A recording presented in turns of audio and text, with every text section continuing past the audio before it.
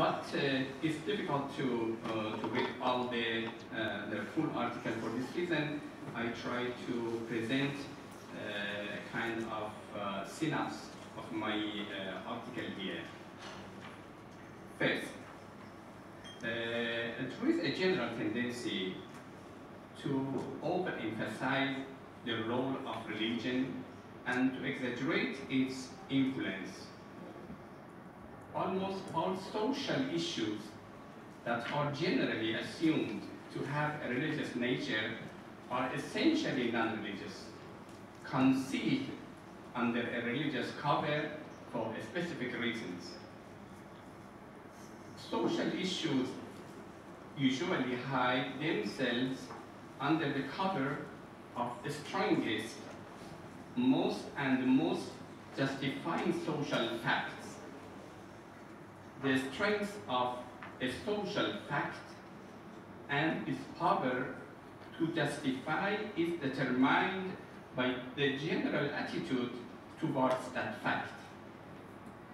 Since religion has presently such characteristics, that is not the reality, such characteristics in public opinion, social issues and problems disguise themselves with a religious appearance. There is a mental tendency to see those issues and problems through a religious lens as a convenient and a strong medium. One might say that the formation of this mentality dates back to social and political circumstances and the development of 1980s and the subsequent decades.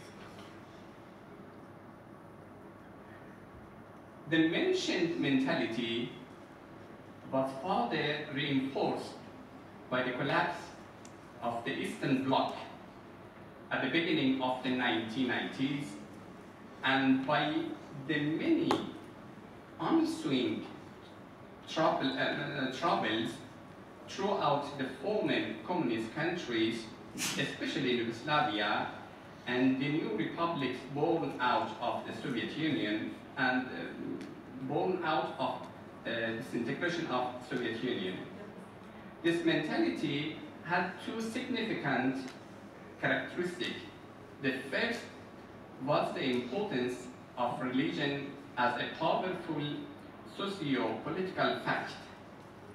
During that period, the biggest problem was the conflict between national and racial identities, while religion and religious institutions played a great role in forming those identities and even in directing the conflicts and pressing the demands. The second characteristic was the importance of religious dialogue for solving problems. Number two. Now the question is, does religion as a social fact have really so much significance and influence? The answer depends on how we define religion. But aside from all theoretical deliberations, the truth is that a lot of the issues presently regarded as religious in both developed and developing countries neither are very much religious, nor is religion the most determining factor in them. This is true about the religious dialogue as well. For many reasons, religious dialogue is one of the best tools for reducing tensions and distances. This is an undeniable truth which can be proven by many examples, but we should not exaggerate its importance. Overemphasizing the capacity and potential of the religion and the religious dialogue would not ultimately be in their advantage. I mean advantage of the religion and advantage of the dialogue of the religion. Religious dialogue. It would lead to making wrong assessments and not ultimately be in, it would lead to making wrong assessments and overlooking the many different powerful and determining factors concealed under the religious cover. Furthermore, such overemphasizes would naturally make public opinion and mass media judge existing problems as religious. Here the question of the sociology of knowledge. In action in the last 2-3 decades, all over the world, in the developing countries and also developed countries, there is a kind of all the time insisting about the importance and also the role of the religion. Even in our conference, according to my understanding, the friends, they insist a lot. They try to understand the situation just with some religious element. And in any case, when there are a kind of atmosphere, everybody influenced by this atmosphere, and this is the meaning of the sociology of knowledge. Our knowledge influenced strongly by the atmosphere, cultural and social and mass media atmosphere that we are living in it.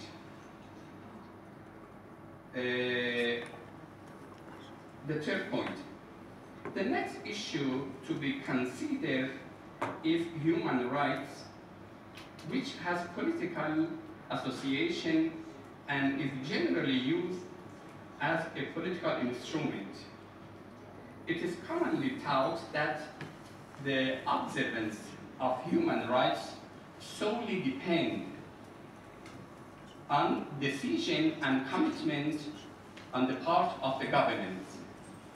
For sure, governments have a very important role to play in this regard, but respecting and protecting these rights depend on much more complicated factors than a mere governmental commitment. In fact, the observance of these rights in general sense is the end result of the interplay of an enormous, complex, and interconnected multitude of historical, cultural, social, and belief-related facts, which are themselves to a large degree responsible for creating different types, even this element, to large degree responsible for creating different types of ruling political system with different forms, character, and features. The next point, we live in a globalized world, and globalization is a trend that will continue. This fact compels us to consider many issues on a global scale. Here I mentioned the question of the environment, that all elements of damage the environment has more or less a global nature, not restricted to some region or to some even continent. The truth is that, in a similar way, today many social, political, and legal issues, including the issue of human rights, have acquired a globalized quality.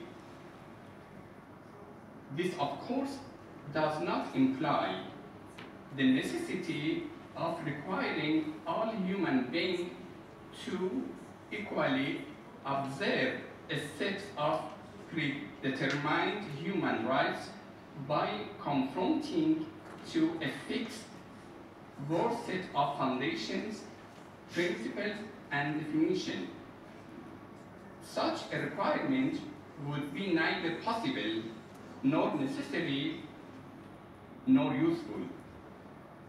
This issue is profoundly related to cultural diversity. But as long as there is no definition for culturally and socially favorable vote, we cannot talk about the cultural and social diversity. For arriving at such a definition, more time and effort is needed. Here, I would like to insist about the, because as a kind of introduction to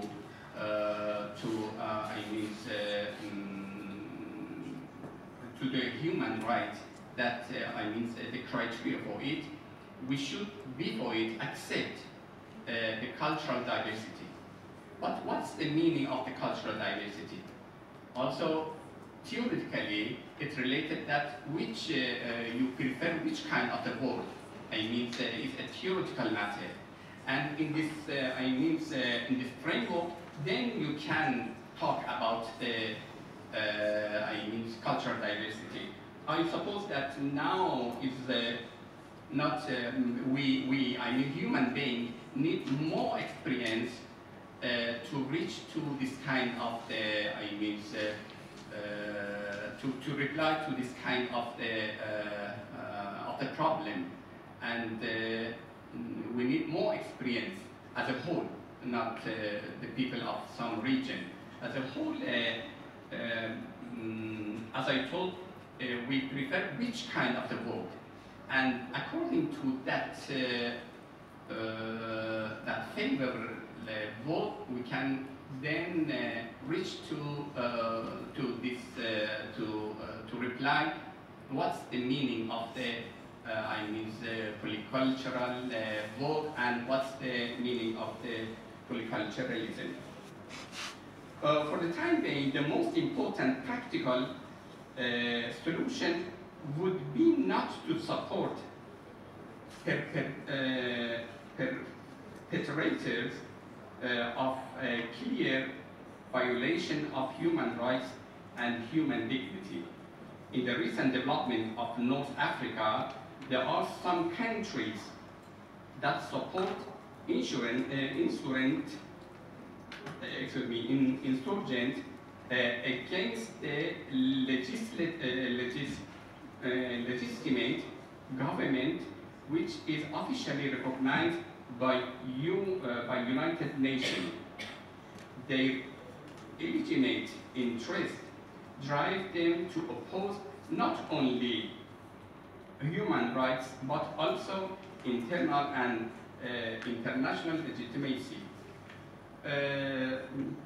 Actually, I want to talk about Haftar.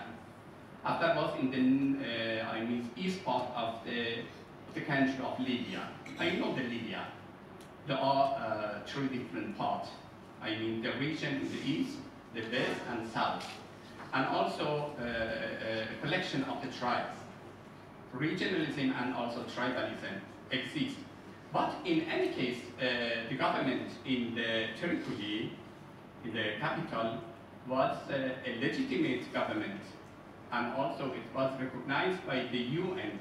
But unfortunately, some countries, even in Europe, they support Haftar. The question is not supporting Haftar. If on that time they did not support Haftar, for sure the situation in Sudan and now also in Algeria, was much better than now. If the regimes who violate, or the people or the groups who violate the human rights and the legitimate government, if they think they will be protected, then also it stimulates the others to do in the same way. Number 4, now in the light of the points above, now in the light of all the points above, we begin to examine the relationship between religion and human rights. Also, religion and ethics are two different categories, but ethics and ethical principles comprise a significant part of the teaching of any religion, probably what is known as golden rule, that is, do unto others as you would have them to, as you have them do unto you, is a common principle between different religions. Besides ethical teachings, most religions, mainly Abrahamic, have laws, ordinance, and in some cases, holy traditions. Some of them have even futuristic eschatological belief system and the apocalyptic views according to which they intend to shape development, policies, and future history. In both areas, the religious rules and the futuristic system, there are instances where religious concepts seem not to agree with the human right in its general sense. Indeed, a religion in its external actualization is profoundly influenced by the way its followers understand it through its authentic sources. Although this understanding in itself is subject to the scriptures as well as the deductive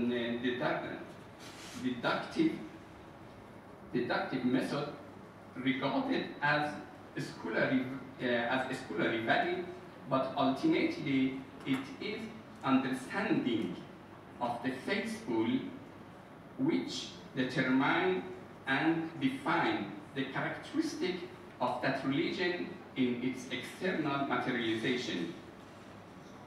Religion is sometimes required to readjust to the criteria of modern human rights by presenting new understanding according to its own authentic sources.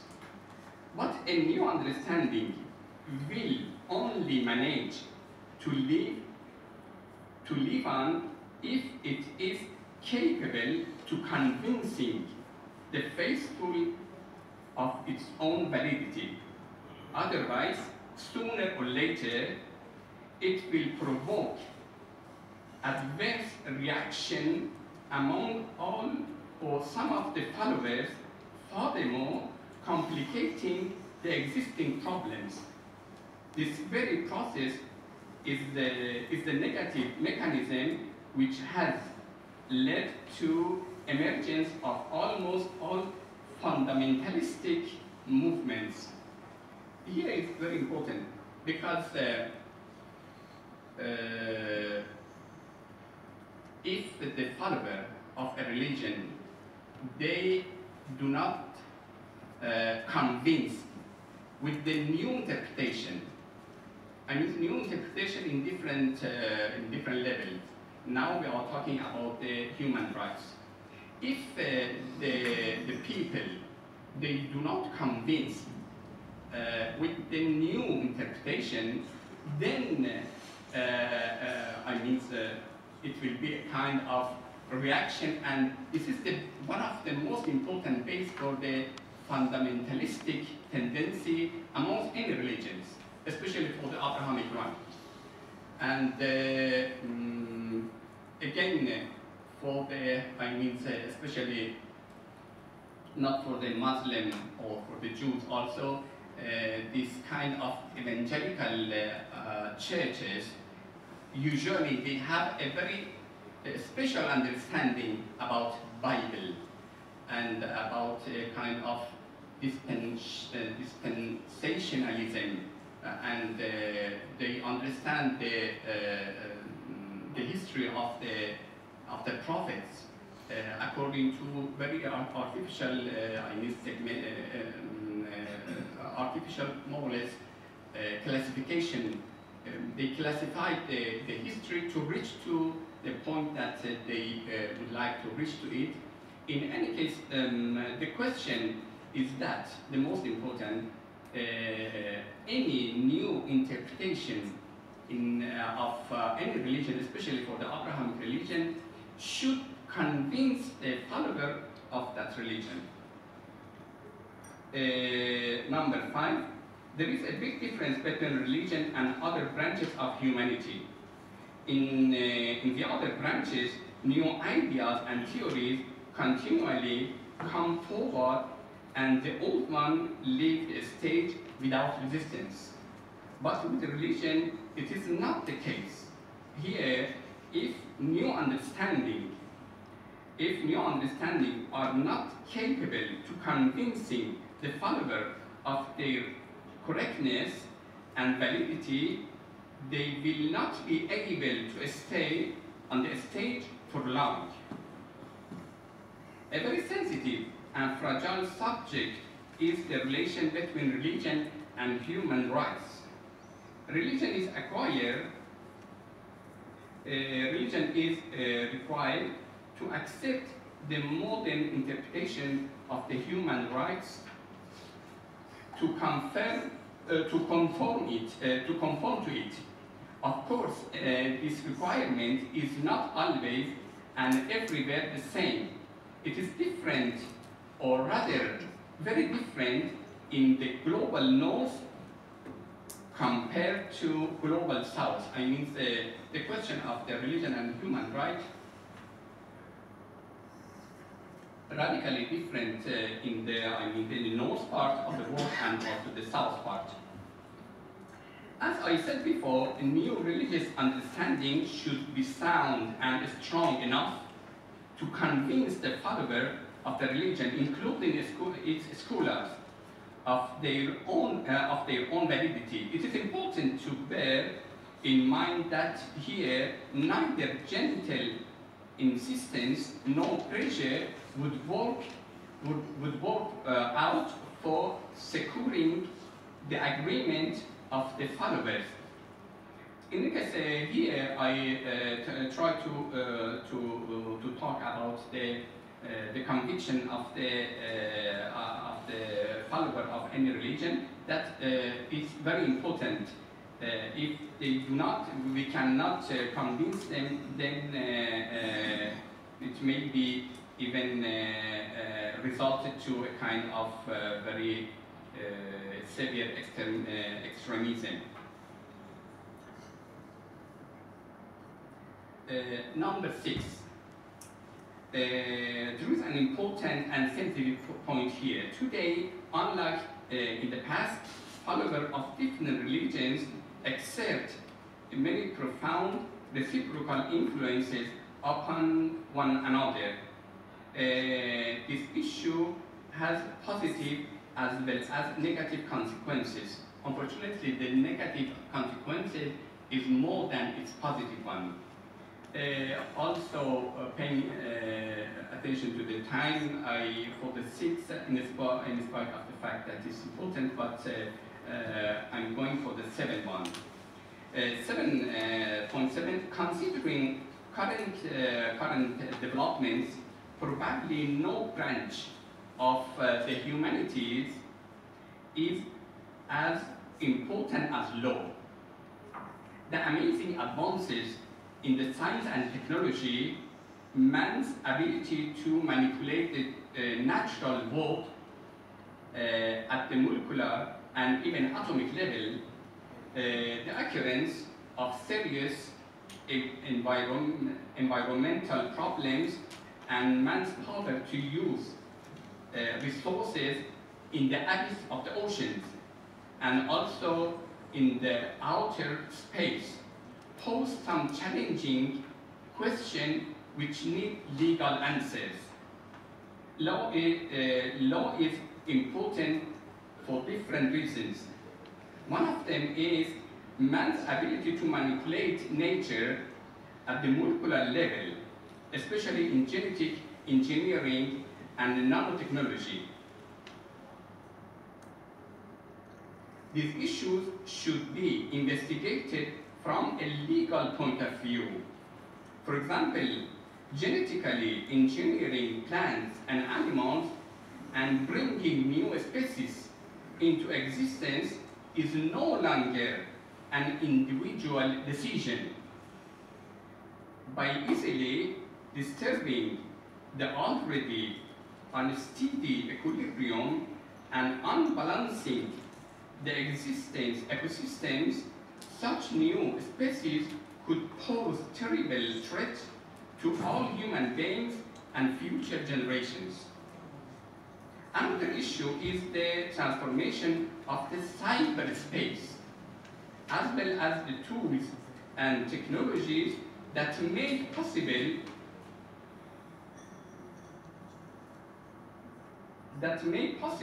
people on a very personal privacy. It is an existing problem that will increase in the future, and it influences the future, and it is law that should provide answers for the many questions that it poses. Still, another issue is the many different and complex environmental problems on the global scale, and the fact that unlike in the past, the consequences of the environmental damage would not be limited to a specific region, but rather would affect everywhere and everybody because of the reciprocal and generally rapid influences of the societies and even individuals on each level. Our situation has changed in a way that many of the existing problems should be studied on a global scale, with paying attention to well-being and interests of all human beings. 8, the last one. All this necessitates defining a new legal system. Of course, this does not imply negating the existing legal systems, but rather redefining with its full attention to existing facts. Today there are many instances of violation of people's rights which were not considered to be violation in the past. Human rights, here is the point. In the 7, I try to explain the importance of the law, and we are facing something that law should answer to it, to reply to it, and we have not until even 1 decade or 2 decades, maximum 2 decades ago, we had not such a problem. In any case, we need a new law system, and in this framework, because also human rights is a part of the law.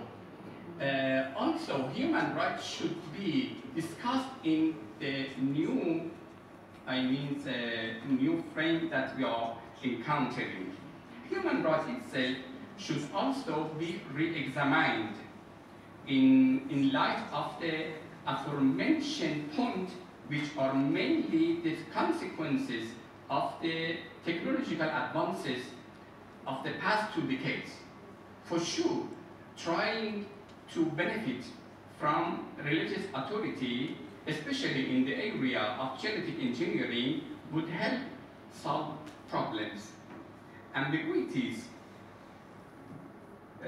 of new conditions are in a way that necessitate referring to another authority which is respected and accepted by a considerable number of the world's people, I mean the believer. This exists an important philosophical and scientific discussion here. In our highly sensitive conditions, would science be capable to providing us with the needed principles and criteria for making decisions about the above mentioned issues, or it is finally necessary to refer to a super scientific, supernatural source that at least because a considerable number of the people today accept it by faith. Of course, others could or even should participate in such a discussion.